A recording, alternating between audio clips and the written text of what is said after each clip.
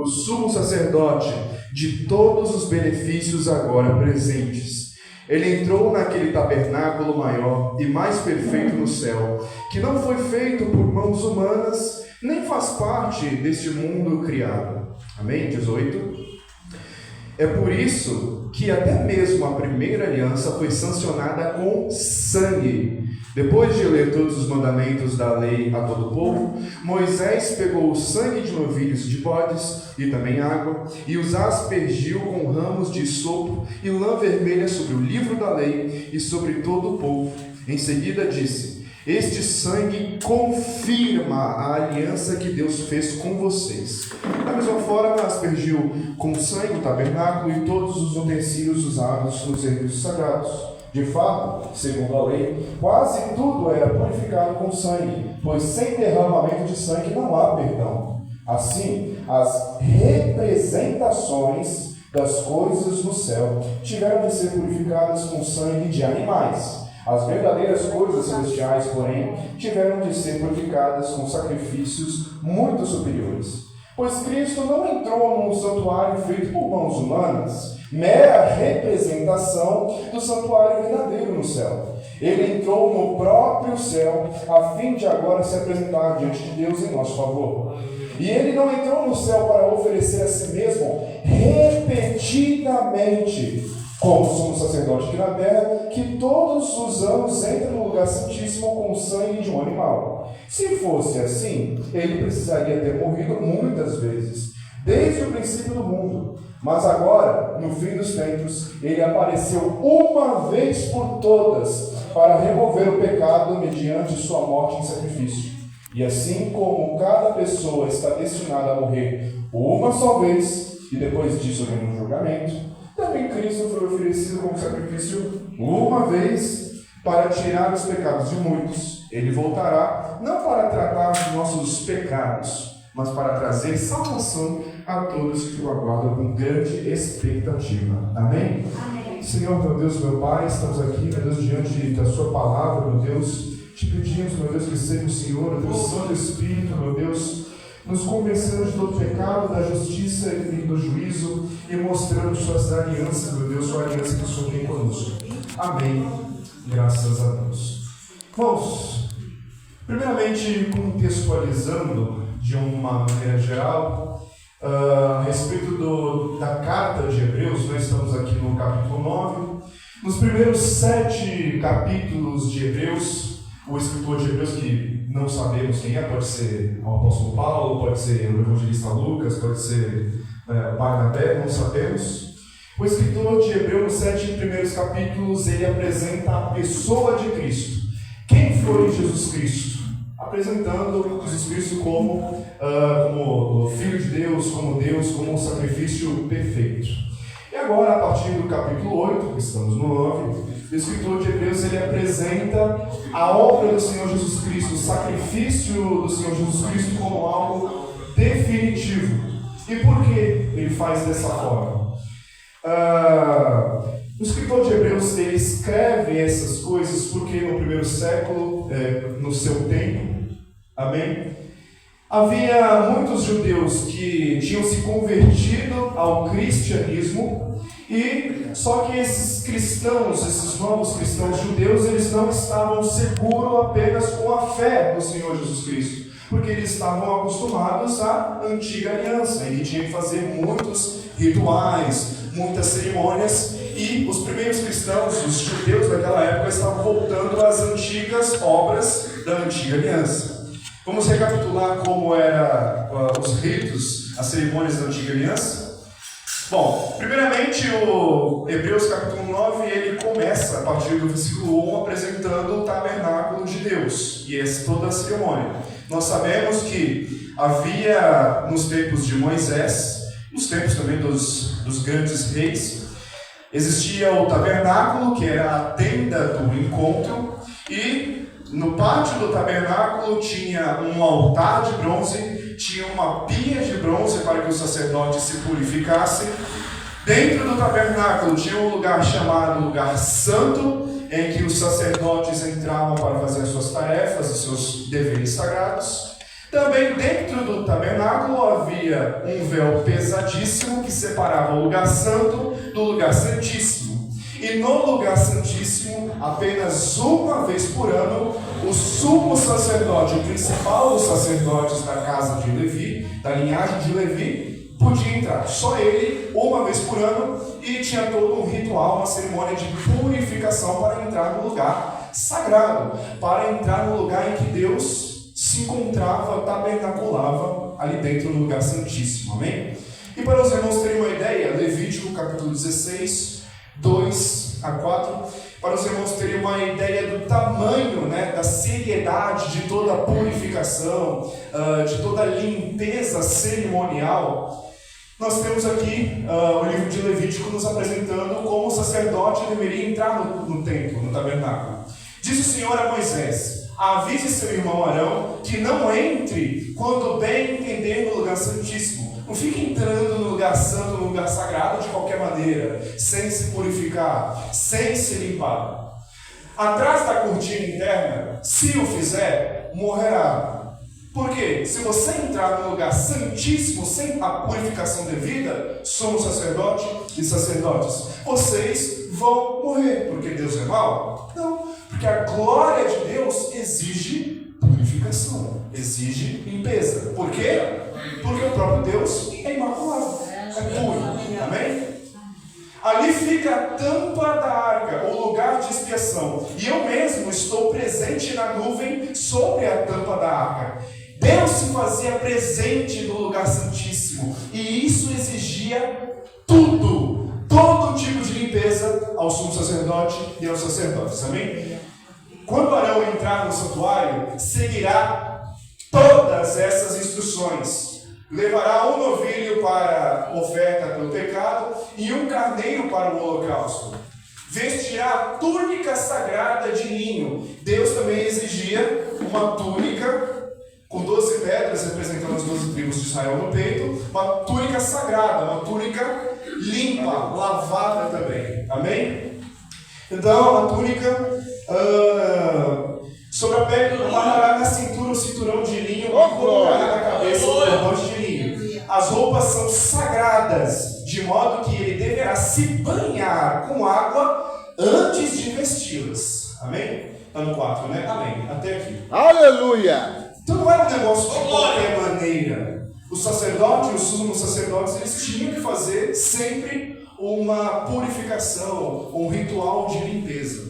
E no tabernáculo, as pessoas uma vez por ano, judeus também, estrangeiros de longe, iam uma vez por ano até a tenda do encontro e levavam seus animais ou compravam ali mesmo os animais para o sacrifício e a expiação de seus pecados. E isso sempre, sempre, sempre. E as mesmas cerimônias, as mesmas purificações de limpeza, as mesmas tarefas do sacerdote e do sumo sacerdote. Uma vez por ano e sempre. Essa era a antiga aliança. O animal ele era sacrificado no altar, seu sangue era derramado em uma bacia, e o sumo sacerdote levava essa bacia até a arca da aliança, molhava a mão e aspergia o sangue na tampa da arca da aliança. E tudo isso, toda essa cerimônia do perdão pela culpa de pecado, pergunto aos irmãos, definitivamente limpava as pessoas dos seus pecados? Definitivamente.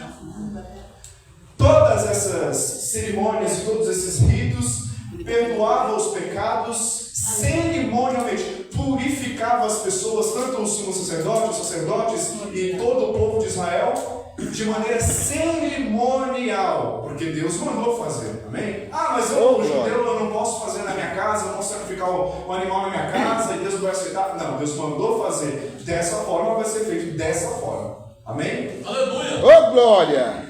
Glória a Deus! E no original, a palavra para perdão no hebraico não era arrancar o pecado das pessoas ou tirar o pecado das pessoas, mas era apenas encobrir, esconder o pecado daquele povo hebreu. Então, o pecado não era definitivamente perdoado, porque os pecados só podem ser perdoados por Jesus. Amém? Então os seus pecados eram encobertos, escondidos. Então sempre que eles pecavam, anualmente eles tinham que fazer a mesma coisa repetidamente. Amém? E aqui entramos no verso 18 de Hebreus 9. Vamos ler? É por isso que até mesmo a primeira aliança foi sancionada com sangue. Nós sabemos que através de Jesus Cristo, esta aliança que estamos debaixo dela, foi sancionada com o sangue de Cristo na cruz do Calvário. Só que antigamente não era diferente, pois tudo era feito com sangue de animais. Animais inocentes. Animais que não tinham nada a ver com os pecados do povo, correto? Mas desde aquela época, desde a antiga aliança, Deus já mostrava através de simbolismos, através da sombra de todas essas cerimônias, de que um inocente deveria morrer e de que com sangue haveria perdão, amém? Mas tudo aquilo não passava de uma sombra, de um prelúdio do que haveria de vir.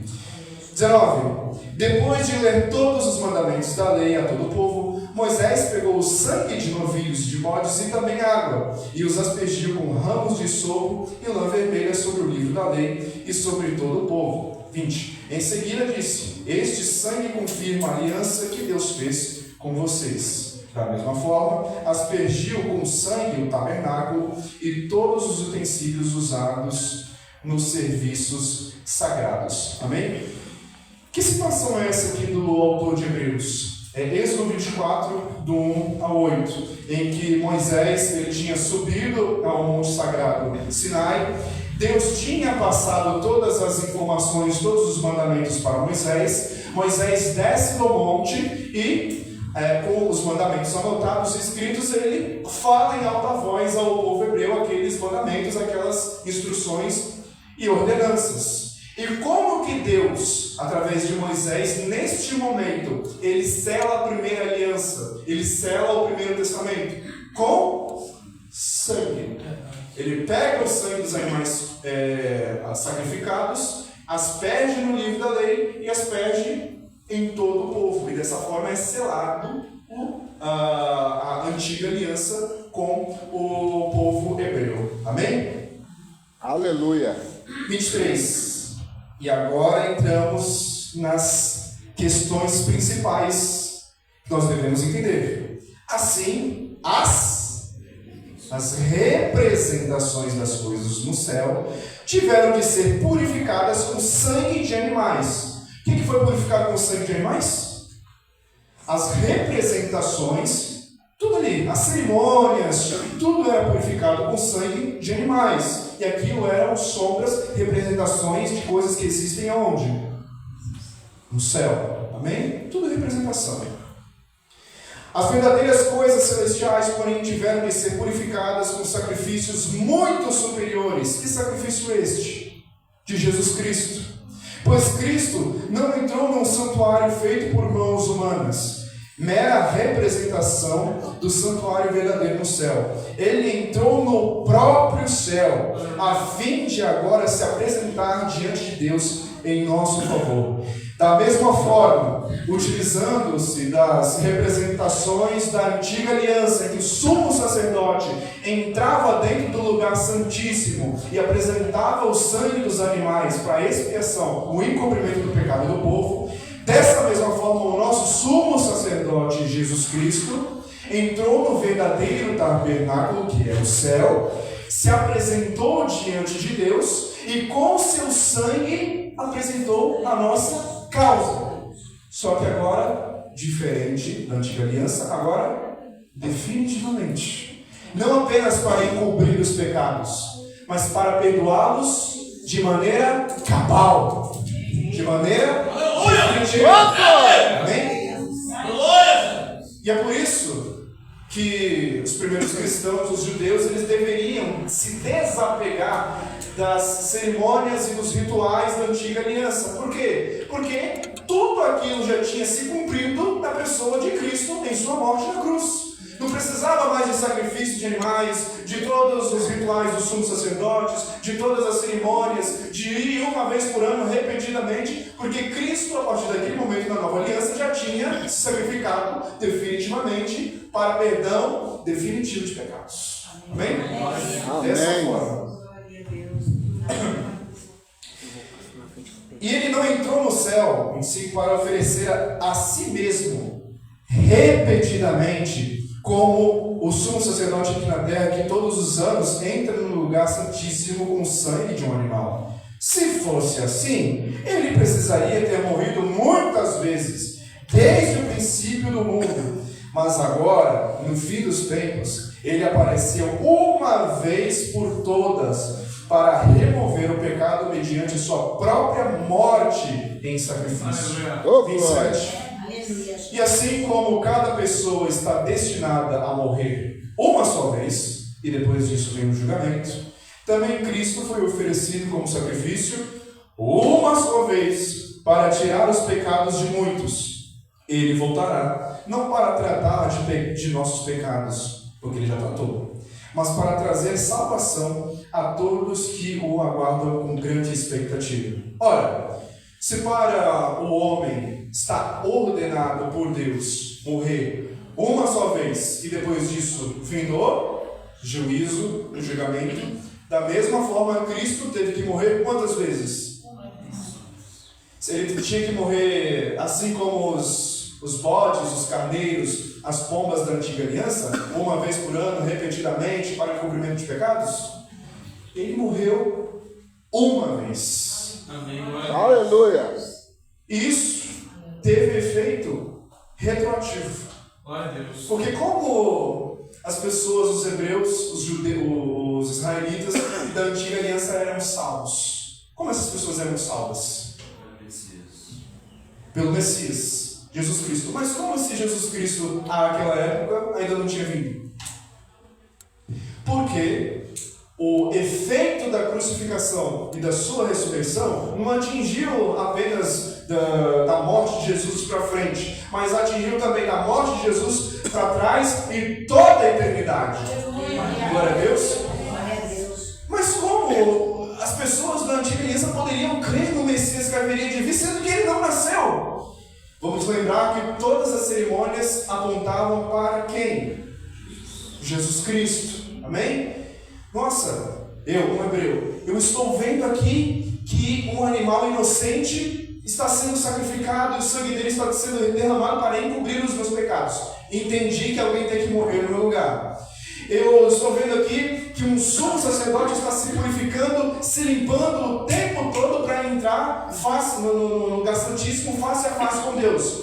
Alguém com esse nível de pureza e limpeza tem que vir e entrar no santuário verdadeiro de Deus para falar com Ele face a face, para apresentar a nossa causa face a face. Então, através de todos esses sacrifícios de animais, todas essas cerimônias, eles podiam visualizar o que haveria de vir. E também com a promessa de Abraão, que nele seriam benditas todas as famílias da terra, eles conseguiam ter um vislumbramento do que haveria de vir, do Messias que haveria de vir, e através disso eles criam. Amém? Salvação não é pela fé, pela crença através da crença em Jesus Cristo pela graça, não é? Da mesma forma, as pessoas da antiga aliança eram salvas através da crença em Cristo Jesus que haveria de vir. Então eles olhavam para o futuro. Nós olhamos para o passado, para o Cristo que já veio e cumpriu todas essas coisas da antiga aliança. Amém? Amém. Deu para entender? Então o sacrifício, irmão, aleluia! Foi Glória. definitivo. Glória. Não precisa mais de cada aliança. Eu não entendo porquê, mas existem muitas igrejas hoje que aderem aos costumes antigos judaicos, pensando que Deus vai se agradar e Deus vai se fazer presente. Aí as igrejas só começam um culto quando os sacerdotes deles entram com a réplica da Arca da Aliança, colocam no altar, aí entra o pastor, o apóstolo, o político, com as roupas judaicas. Glória! Irmãos, isso beira uma blasfêmia contra Deus. Por quê? Porque implementar essas coisas na igreja de hoje é dizer que o sacrifício de Cristo não foi definitivo, não foi suficiente. Precisa de elementos, de objetos, dessas coisas para Deus se fazer presente? Não. Por quê? Porque aquele véu que separava o lugar santo do lugar santíssimo, face a face com Deus, Glória a Deus. Aleluia. foi rasgado. Glória a Deus. Aleluia. Para terminar, Jó, capítulo 9, versículo 30 em diante, que diz assim: Cristo, nós sabemos que Ele é o nosso mediador agora. E Hebreus apresenta Ele como o nosso mediador definitivo. Amém? Como está no... Não precisa colocar, mas vou ler aqui. Como está no versículo 15 de Hebreus 9. Por isso Ele é o mediador da nova aliança, para que todos que são chamados recebam a herança eterna que foi prometida. Porque Cristo morreu para libertá-los do castigo dos pecados que haviam cometido sob a primeira aliança. Ele é o nosso mediador. E em Jó capítulo 9, é possível que, muito provavelmente, Jó foi um acontecimento que ocorreu antes dos patriarcas, ou possivelmente contemporâneo ali com os patriarcas, com Abraão, antes da lei de Moisés, que estabeleceu todas as cerimônias. Mas, desde aquela época, as pessoas já requeriam um mediador. Vamos ver? No tempo dos patriarcas, provavelmente. Mesmo que eu me lave com sabão e limpe as mãos com soda, aqui Jó, que ele estava se lamentando precipitadamente, dizendo que mesmo que ele fosse inocente, digamos assim, ele não poderia com suas próprias forças, com seu próprio mérito, se defender perante o Senhor, que é o juiz de todas as coisas. Amém? Tu me lançarás num poço de lodo, e até minhas roupas terão nojo de mim. 32.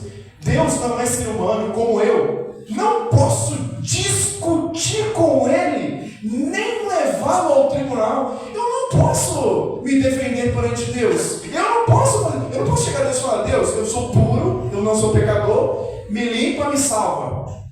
Eu mesmo.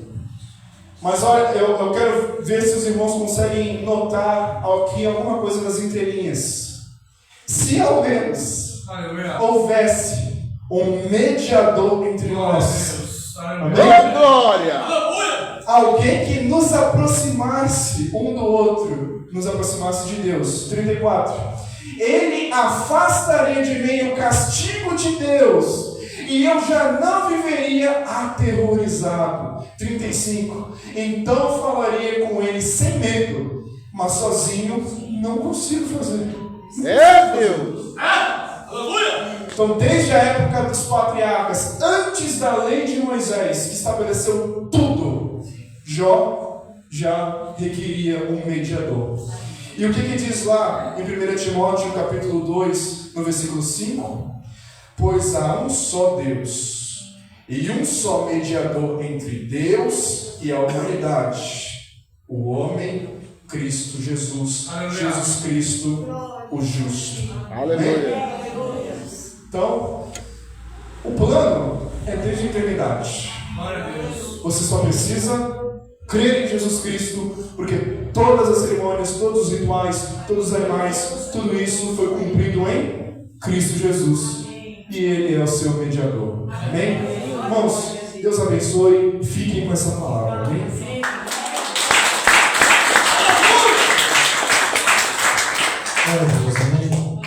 Às vezes a gente gosta muito de complicar o Evangelho. E é muito simples, irmãos. É Jesus. Louvado seja o Senhor.